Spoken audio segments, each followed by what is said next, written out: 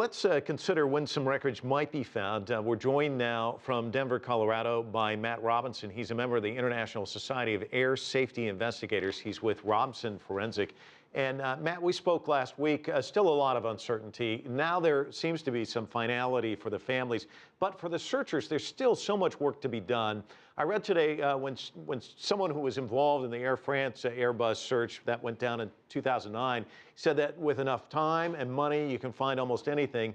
But he pointed out that it took 6 months for the world to find Steve Fawcett, and that was a plane that crashed in Sierra Nevada on land. This is out in the ocean. Realistically, what are we looking at in terms of a timeline and some of the issues that the searchers will be dealing with? Well, we've only just begun at this point.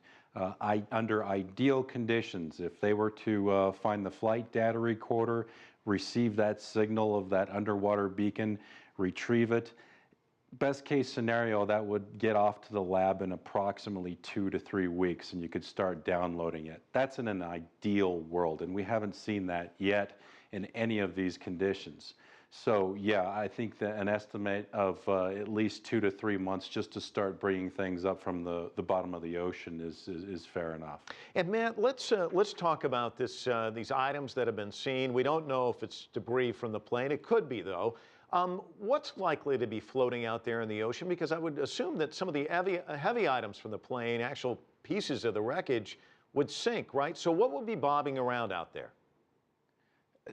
Any type of aircraft insulation, there could be parts of the fuselage that have air pockets inside that'll keep that type of thing afloat. The composite materials aboard this aircraft have all kinds of honeycomb structures, composite structures. Those float for quite a long time. I've seen them float for around 2 years. So those types of things. The engines, the more robust items are obviously going to fall very readily, very vertically, and then you're going to get the in-betweens as well, which is going to really distribute that wreckage or that debris field over the bottom of the ocean for a wide area. So there's a lot of areas still to search. And you mentioned the word float.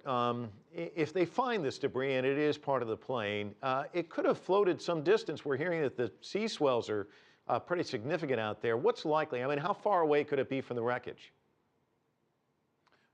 Right now, it's just up to an oceanographer to help the investigators plot that type of thing. I've had pieces of my wreckage in Key West, Florida, taken clear up to Ireland in a period of 6 months. Right now, I think it was the estimates are varying, but an oceanographer is going to need to be able to really pinpoint that. Matt, you're not involved in the search right now because your weather conditions forced the cancellation of the search activities today. Talk to me about some of the issues that these searchers will be dealing with that particular part of the world and the depth of the ocean. The first and foremost is to get no one else hurt in the investigation. So if the weather precludes a safe operation of both aircraft and seagoing vessels, then it needs to be postponed. So we don't sacrifice anybody at the expense of getting this evidence. We'll get it sooner or later.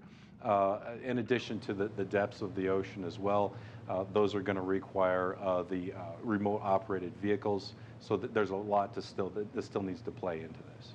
And of course, the Malaysian Prime Minister said that they're basing their conclusions that they were relying on the type of analysis never before used in an investigation of this sort.